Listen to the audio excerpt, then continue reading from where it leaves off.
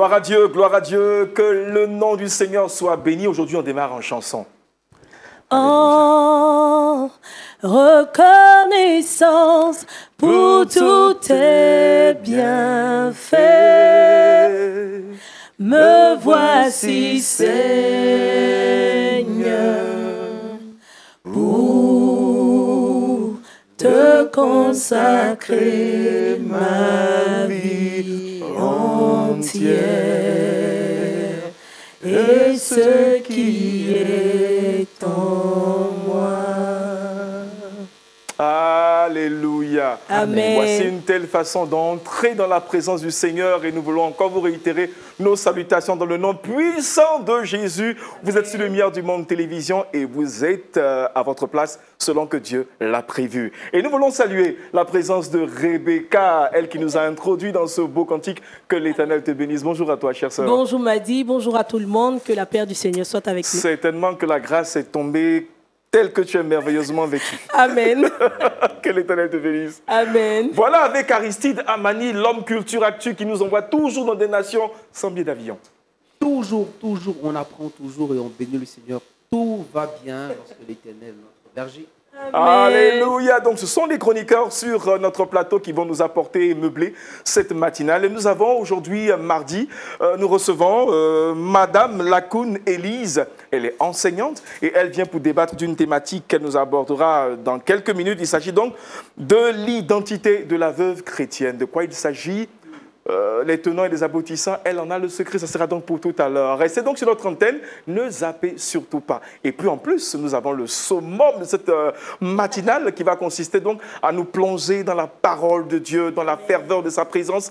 Et nous avons le pasteur Désiré Yanké du Canada. Bonjour pasteur. Bonjour Mati, très content d'être encore avec vous. Amen pasteur. Bon, écoutez, vous le connaissez déjà, mais permettez quand même que je vous dise qu'il est pasteur associé à l'église Sainte-Julie, Hub Rive-Sud. Et ça, c'est du côté de... Bon, la Rive-Sud de Montréal. Rive-Sud de Montréal. Il vient de loin et ça, c'est juste pour le bonheur du peuple de l'Éternel. Et que Dieu bénisse sa parole. Si nous sommes prêts, nous allons y aller avec Méditons ensemble.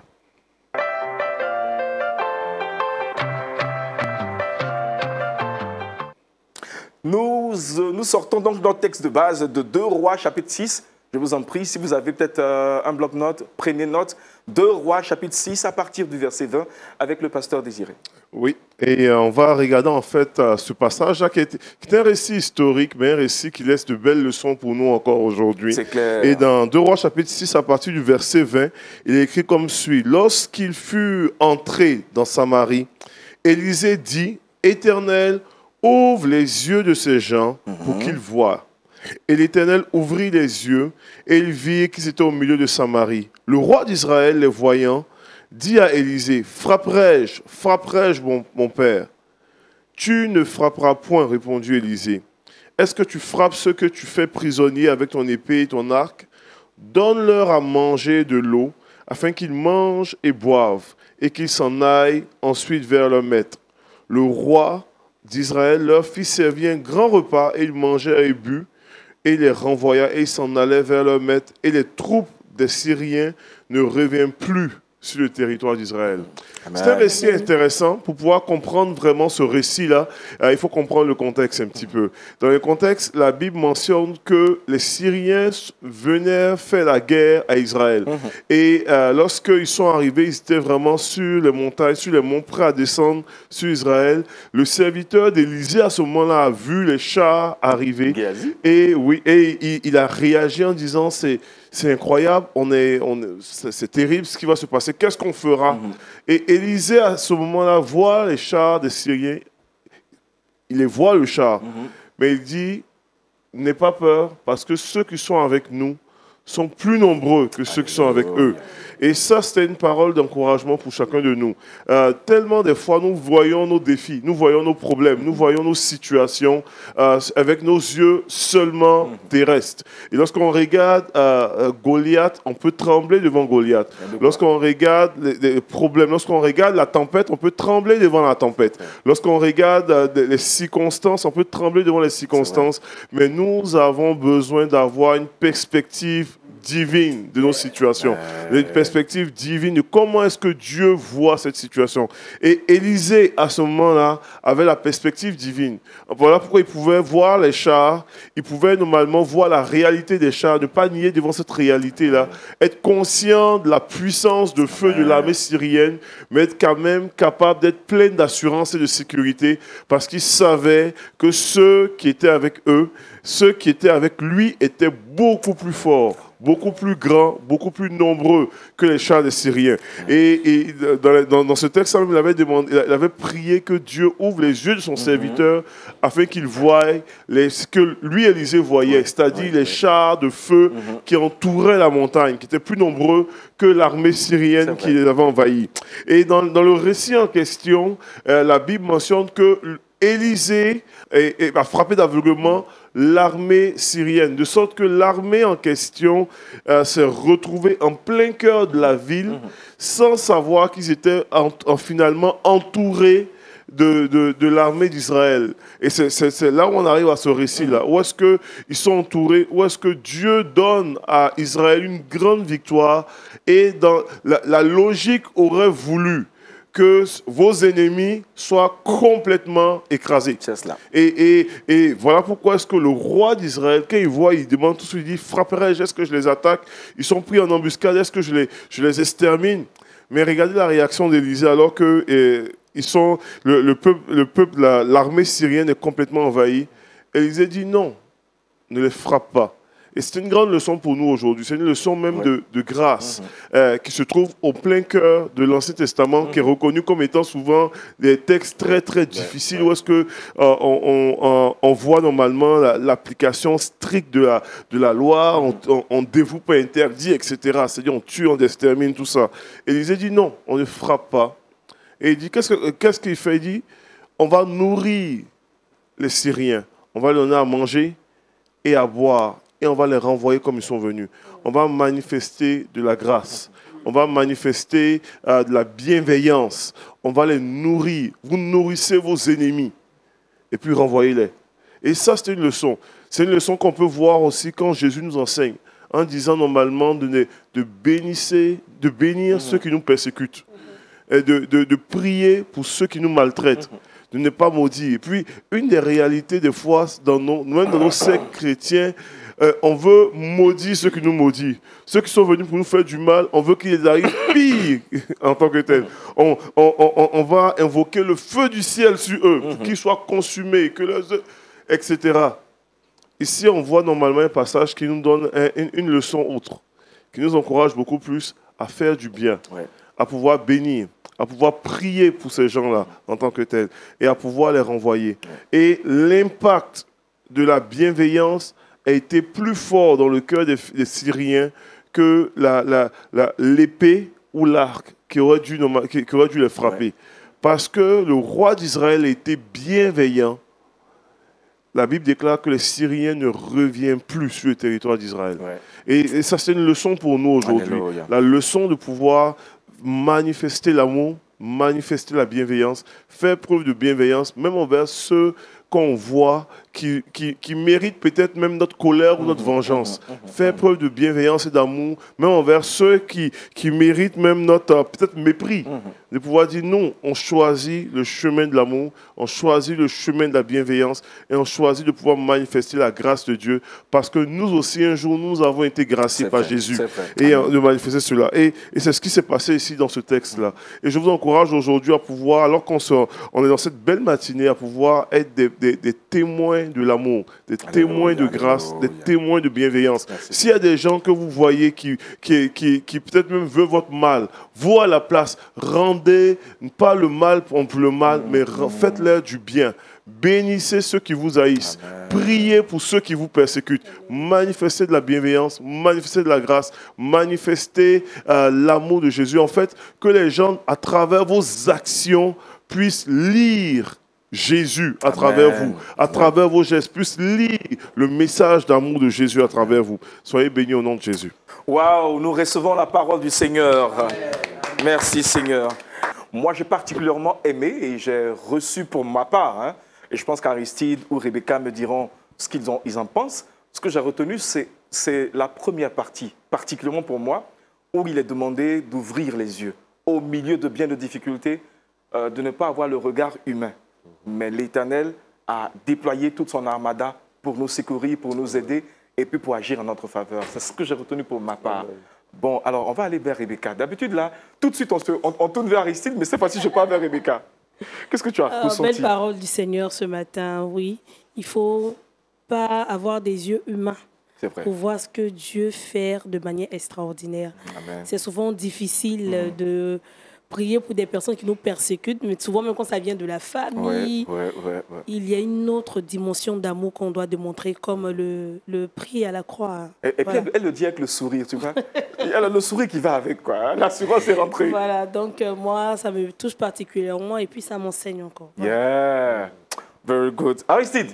Moi, je veux passer la parole à maman. Maman a beaucoup à dire. C'est pourquoi je voulais terminer avec elle. Mais bon. Moi, je fais la D'accord. Vraiment, c'est une parole pleine d'instructions. Et on voit là que le bien triomphe toujours du mal. Amen. Et comme c'est écrit dans Proverbe, que donne à manger à celui qui te fait du mal. Ça serait des charbons à dents que tu mets sur sa tête. Oui. Donc, c'est dit que c'est vrai, quand on nous fait du mal, il y a les complots contre nous. Humainement parlant, on doit réagir. Mais le fait qu'on connaisse Dieu fait de nous des personnes extraordinaires. C'est vrai. Donc, nous devons prier le Seigneur et ne pas attendre seulement qu'on nous fasse du bien. C'est vrai. Parce que nous sommes dans les derniers temps. Les temps seront difficiles.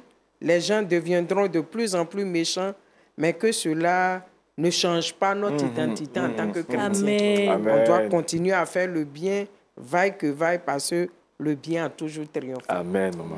Amen, maman Lakoun. Que l'Éternel vous bénisse. Amen. Papa, voilà Papa Désiré, nous avons pratiquement terminé avec les réactions. Mais je crois que, oui, Aristide, tu as cédé ta réaction déjà. C'est plutôt un témoignage. D'accord. J'étais encore en 4e.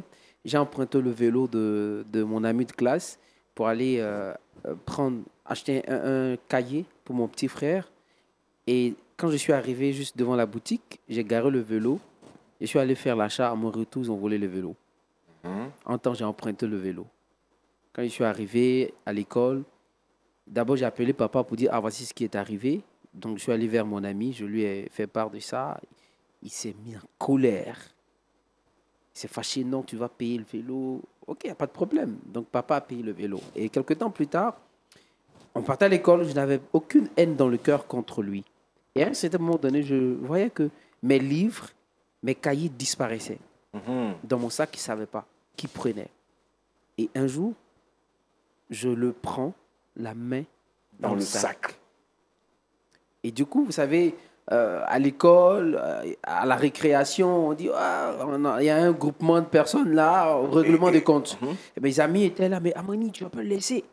Non, tu as vu, à ton tour, tu as payé le vélo pour lui et tout ça. Il ne faut pas le laisser. Quand on va sortir, nous, on va t'aider pour le tabasser. Entre-temps, à l'école, on m'appelait le pasteur. Parce que je passais mon temps à évangéliser et tout ça. Je lui ai dit non. Bien au contraire, je l'ai conduit à l'église. Aujourd'hui, par la grâce de Dieu, il est chrétien. Wow.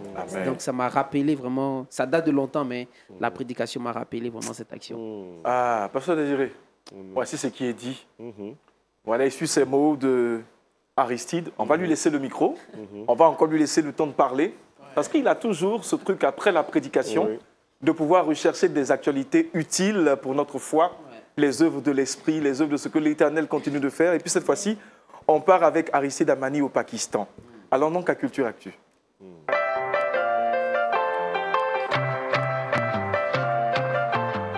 On parle de soutiens médicaux au Pakistan. Ils en ont grand besoin. Oui. Et de quoi il s'agit aujourd'hui? Bien sûr, il faut rappeler déjà que le Pakistan est un pays qui est vraiment majoritairement islamique. Il faut dire que le Pakistan fait partie des 76 pays où les chrétiens sont les plus persécutés. Wow. Donc, malgré la persécution, se référant encore à la prédication, malgré le mal, il faut démontrer l'amour. Donc, les chrétiens qui se trouvent en Pakistan sont vraiment persécutés. d'autres sont jetés en prison, d'autres sont mis à mort, d'autres sont sujets de certains travaux, parlant des travaux forcés. Et vous savez, dans cette circonstance, il y a une organisation que Dieu s'est suscitée, je veux parler de la Mission Global Christian Relief, qui a vraiment jeté un regard sur les chrétiens, non seulement les chrétiens qui se trouvent, qui sont persécutés, qui sont réduits à l'esclavage, mais aussi à même ces non-chrétiens qui font du mal à ces chrétiens qui se trouvent. Ils sont par moments, parce qu'ils sont en souffrance, par moments ils manquent d'argent, donc ils vont aller travailler dans les briqueteries, ils vont aller travailler dans les usines, donc ils sont exposés à la poussière, exposés à beaucoup de choses. Du coup, il y a des maladies. Donc, pour ce faire, ils n'ont pas d'argent pour aller dans les hôpitaux. Donc, cette organisation a décidé d'apporter, de soutenir plus de 14 000 ouvriers chrétiens et non chrétiens qui se trouvent là-bas au Pakistan.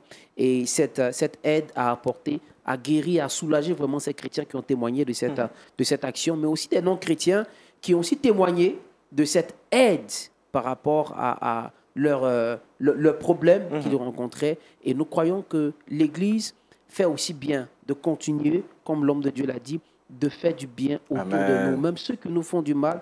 Le Pakistan a persécuté l'Église qui s'y trouve, mais cette organisation qui, bien sûr, est chrétienne, Mission Global Christian Relief, a décidé d'apporter son soutien à ces chrétiens, mais aussi à ces non-chrétiens qui sont en difficulté. Amen. Voici un peu l'information. Et tous autant que nous sommes, avons le devoir d'apporter notre soutien à quelqu'un qui souffre auprès de nous, à un veuve, à une orpheline ou à un orphelin, à tous ceux qui, quelque part, ont besoin du Seigneur. Et je crois que le pasteur nous en dira un peu plus. Oui, absolument. Et puis, c'est très intéressant d'entendre ces nouvelles-là du Pakistan, qui est, comme il disait, pays musulman majoritaire, beaucoup de persécutions des chrétiens là. Mais en même temps, paradoxalement, c'est un des endroits où est-ce qu'il y a le plus grand rassemblement lorsqu'on fait de l'évangélisation. Ils sont capables de rassembler des milliers de Pakistanais qui viennent entendre le message de l'Évangile et expérimenter même la vie de Christ et accepter Christ. Donc c'est vraiment...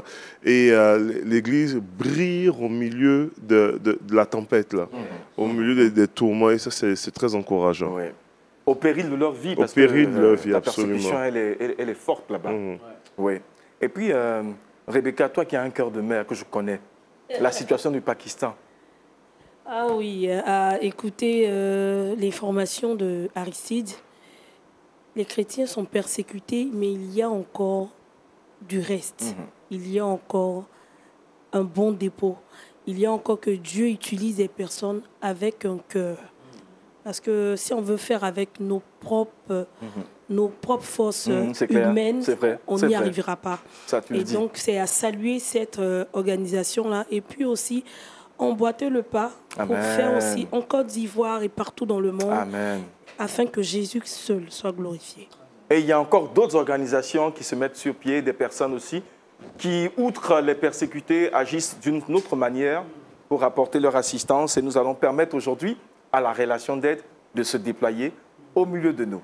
Relation d'aide. Nous partons avec Madame Lakoun Élise, qui est enseignante, et elle nous parle aujourd'hui de l'identité de la veuve chrétienne. Voici notre aide à apporter, n'est-ce pas, Madame Lakoun? Bonjour à vous. Je dis bonjour aux téléspectateurs et à ceux qui suivent WECAP. Amen. Amen. Ce matin, nous allons parler de l'identité de la veuve chrétienne. J'ai choisi ce thème parce que je suis moi-même veuve. Veuve de serviteur de Dieu. Je suis épouse de pasteur. Nous rendons grâce à Dieu parce que papa... En tout cas, il a combattu le bon combat de la foi et désormais la couronne de vie lui est réservée. Amen. Et nous, d'entrée de jeu, nous allons voir en grand 1 qui est la veuve. C'est clair. La veuve, c'est celle qui a perdu son mari. Quand on parle de veuve, c'est une femme qui est sans défense. La veuve, c'est celle qui fait pitié en général. En griffe. En griffe. C'est un être en griffe sans intérêt, une femme quelconque considérée sous autres yeux comme celle qui a tué son époux. Oui, ça c'est les cieux africains, ça. Voilà. En Afrique, un homme ne meurt pas naturellement. On dit toujours que c'est elle qui a tué son mari pour prendre les biens. Il y a beaucoup de choses autour de la veuve. Mais ça, c'est la considération du monde. Mais ce matin, je veux dire à une veuve qu'il y a une bonne nouvelle pour elle. Pour une veuve chrétienne. La veuve chrétienne, je veux dire, être veuve n'est pas une fatalité. Ce n'est pas une malédiction. Quand on est, on doit un jour partir. C'est clair. Et on ne vient pas couplé au monde. On vient individuellement. Et puis, le temps arrive pour qu'on se mette en couple. Mais dans Ecclésiaste, il est dit, 2 seront couchés, 1 sera enlevé. C'est clair. Donc, on ne mourra pas le même jour. Un ira avant l'autre. Mais quand cela nous arrive, on doit savoir que Dieu fait toutes choses bonnes en son temps. Amen. Là, comme je l'ai dit, être veuve n'est pas une fatalité. Pour une chrétienne, c'est vrai, la séparation est douloureuse, ça fait mal. Mais on doit savoir que Dieu a un plan pour chacun de nous. Et la bonne nouvelle est que Dieu est le défenseur des veuves. Amen. C'est vrai. Amen. Dieu est le défenseur des veuves. Souvent, les veuves tendent à se soustraire de la société. Elles fuient le regard des gens. Elles s'apitoient sur leur sort. Mais la veuve chrétienne doit être différente des autres veuves. C'est vrai. Parce qu'elle a pour sauveur Jésus-Christ. Et Dieu lui-même déclare qu'il est le défenseur de la veuve. Bien que quand on est marié, nos maris nous défendent. Mais Dieu veut dire à la veuve qui le connaît qu'elle n'a pas à promener les regards inquiets. C'est vrai qu'on dit Dieu est le mari des veuves, mais ce n'est pas écrit dans la Bible. Ce qui est écrit, Dieu est le défenseur des veuves. Dieu n'est pas un être humain pour se marier. Si on veut prendre cette parole, moi ça dit Dieu est multipolygame, il y a plein de veuves. Hein? Mais il est le défenseur de la veuve. Il veut dire à la veuve qu'elle n'est pas seule. Lui, il est là, il combat pour elle. Et la veuve aussi, je veux dire à une veuve ce matin que Dieu est le pourvoyeur de la veuve. Amen. Quand nous prenons 2 Rois 4, 1 à 7, il y a eu le miracle de l'huile. La veuve qui n'avait plus rien. Mais le prophète lui a dit, va prendre des vases. Elle a pris les vases et au fur et à mesure qu'elle donnait, l'huile remplissait. C'est quand elle a dit, il n'y a plus de vases que l'huile s'est arrêtée. Donc que la veuve sache que Dieu est le pourvoyeur par excellence. L'or et l'argent appartiennent à Dieu. Il n'y a pas de raison que... Moi, j'ai toujours dit, quand je suis face à un besoin d'argent et autres, j'ai des enfants, certes, mais je ne compte pas sur mes enfants. Je dis à Dieu, terre à terre, mon époux prenait soin de moi. Et puis c'est toi qui l'as pris. Tu l'as pris là, tu veux qui s'occupe de moi. Donc voilà mon besoin. Amen. Voilà mon besoin. Je m'attends à toi. Je veux que tu le fasses parce que toi, tu es au-dessus d'un mari humain. Tu es sans faille. Si tu dis tu me défends, prouve-moi que tu es mon défenseur. Amen. Et Dieu honore ma foi. Amen. Donc, c'est pour dire, et face à tout cela, il y a des vertus que doit avoir une veuve chrétienne. Amen. La veuve chrétienne doit s'appliquer aux supplications et aux prières jour et nuit à l'image de Anne.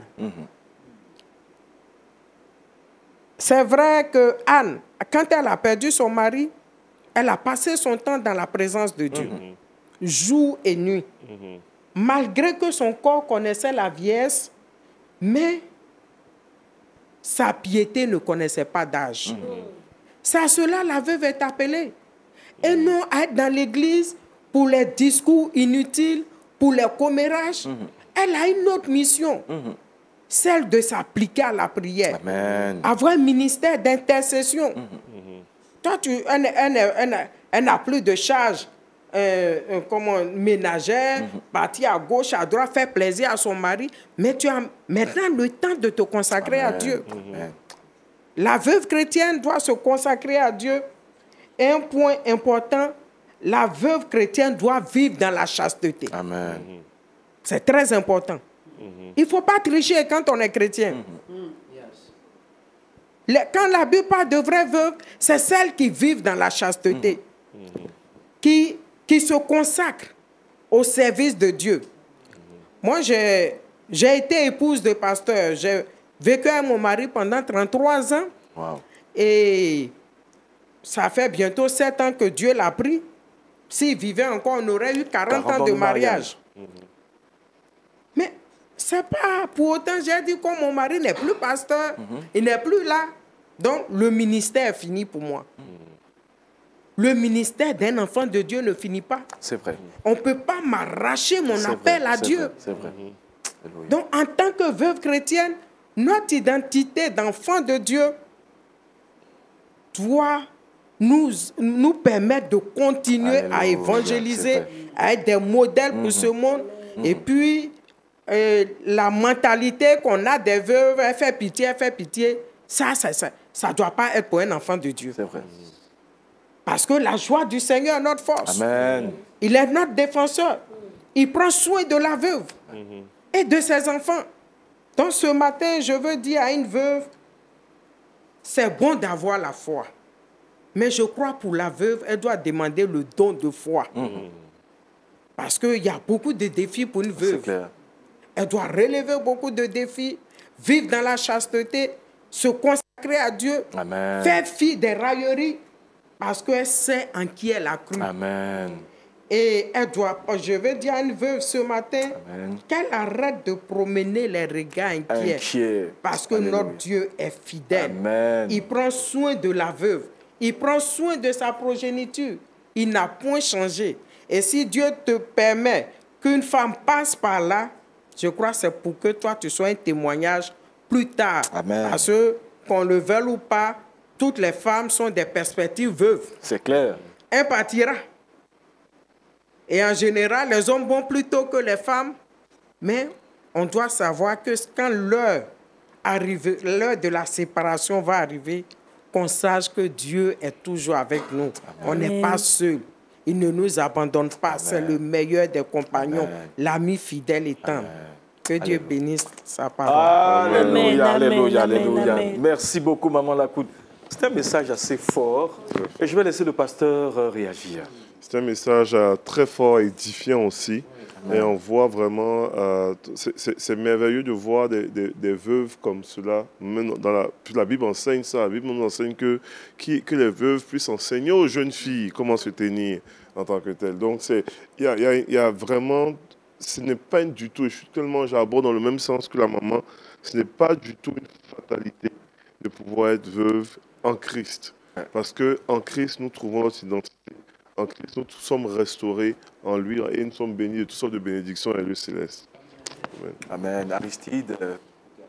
Oui, moi je voudrais rendre grâce au Seigneur parce que toutes ces femmes veuves ne se sous-estiment pas.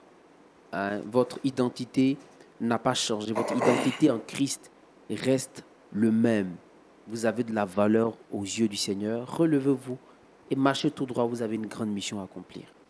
Maman Lakoun, cependant, il y a quelques questions qui sont revenues dans mon esprit, parce que c'est aussi ça l'objectif, apporter un meilleur éclairage à nos téléspectateurs. La jeune veuve, ça serait qui la veuve? Est-ce qu'on fait une différence entre la veuve et la jeune veuve? Je suppose que c'est peut-être lié à l'âge. La jeune veuve peut... Ouais, d'accord, je vais vous laisser réagir. La jeune veuve, c'est celle qui a perdu son époux. Elle est toute jeune et elle a perdu son époux. Elle, c'est une jeune veuve. Elle a le droit de penser remariage. Elle peut penser remariage. Mais moi, j'ai 60 ans maintenant. Je ne peux pas penser remariage. Et puis, je bénis Dieu, j'ai vécu un mariage heureux. C'est cela. Donc, je veux garder cette pureté, ce souvenir aussi. Ce souvenir d'un foyer heureux que j'ai eu. Donc, ce qui me reste à faire, c'est m'attacher davantage au Seigneur. Parce que je sais que mon époux est auprès du Seigneur et quand mon heure viendra, le Seigneur me dit, bonne et fidèle servante, entre dans le repos de ton maître. Alléluia, alléluia. Waouh, c'est fort, c'est bien dit. Maman, je sais qu'en tant que mère, vous savez préparer. Oui. Bon, et vous avez quelques astuces. Voilà, ça c'est le petit côté jardin d'une maman. Oui. Et je crois qu'aujourd'hui, sur le plateau, on a quand même quelques petites astuces pour vous. Et on va aller donc à Trickbox.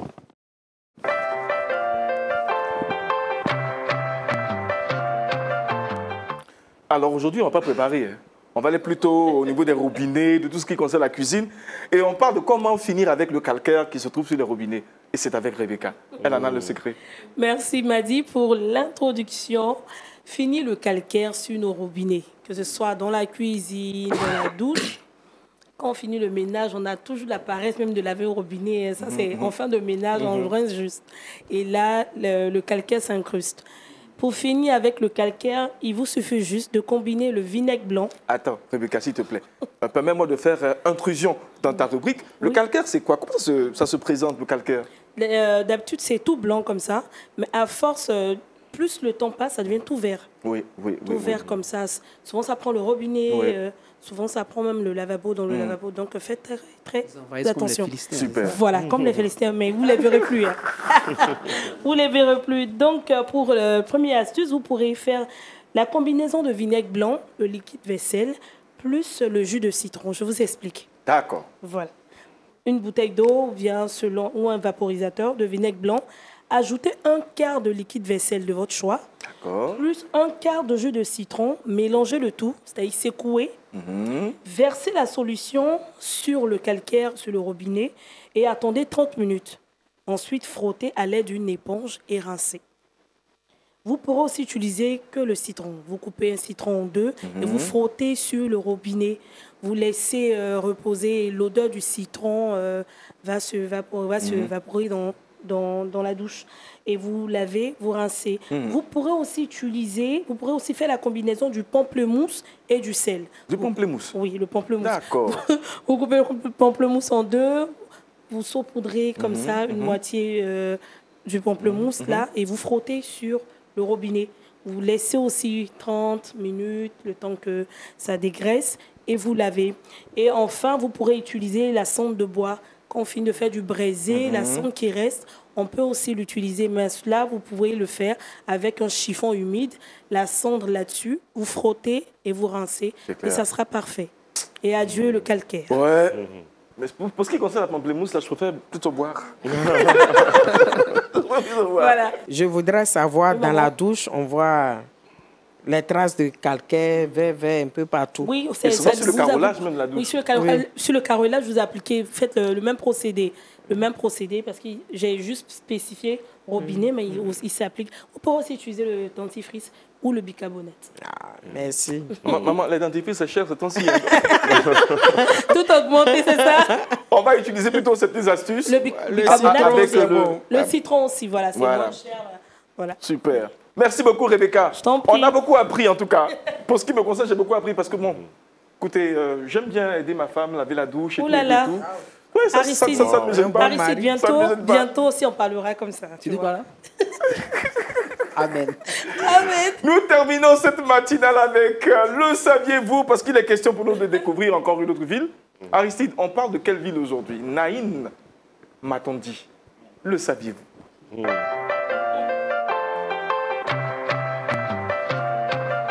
Naïn qui s'est opposé à Israël, Naïn qui a défait Israël, ils sont rentrés tout tristes chez eux.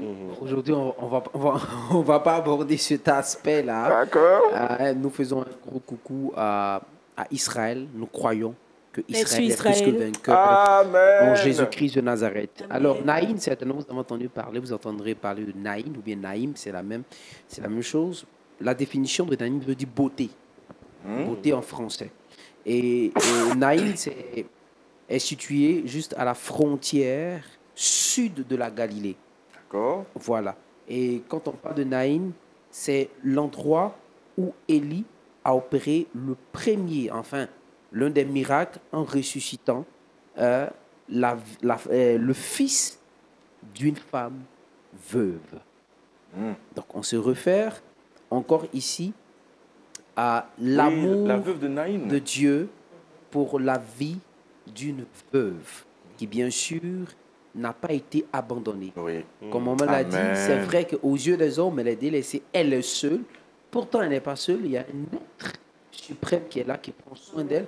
Parce que lorsque veuve, le fils part, c'est vraiment difficile pour une veuve, mais là, Dieu vient secourir sa servante. Nous pouvons voir aussi un témoignage dans le livre de Luc 7, versets 11 à 17. Mais pour ce faire, il y a une phrase que j'ai fait ressortir de ce passage, c'est « ne pleure pas ». Donc, ne pleure pas, parce que Dieu aussi peut visiter. Amen. Amen, amen, amen. Wow. C'est fort, c'est précis, c'est concis. Et bon, c'est le pasteur qui était absolument... Oui, c'est intéressant parce que toujours dans la même ville de Naïn, on a la veuve de Naïn avec, bien entendu, Élie, tout ça.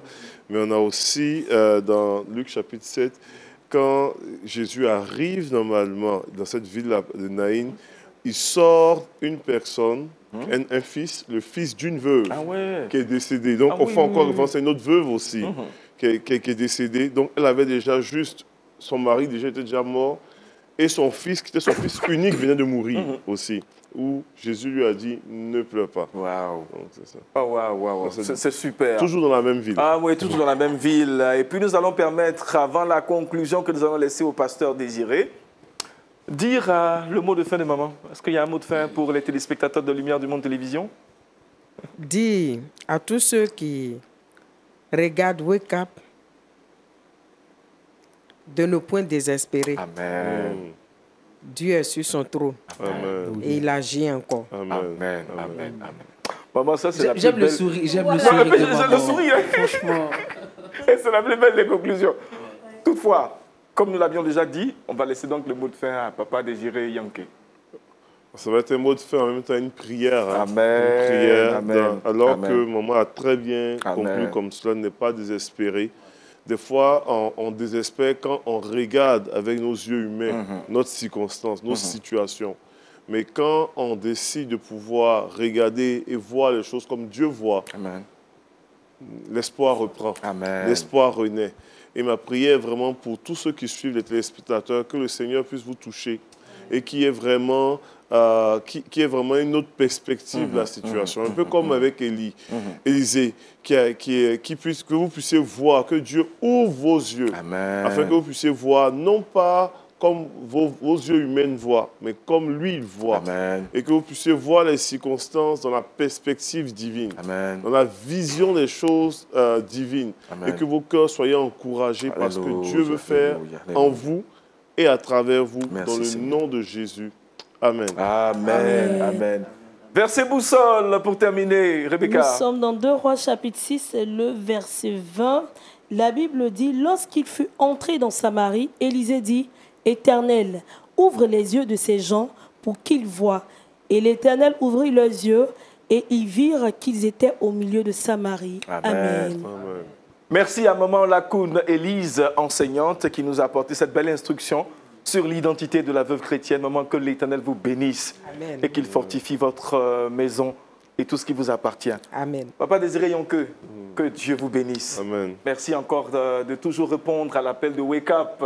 Amen. Et puis nous disons merci à nos chroniqueurs et à tous les téléspectateurs qui nous suivent. Bonne suite de semaine, car nous ne sommes que mardi aujourd'hui. Et puis bonne suite des programmes sur Lumière du Monde Télévision. Nous vous disons merci et au revoir. Nous vous aimons. C'est la lumière chez vous. Que Dieu vous bénisse. Au revoir.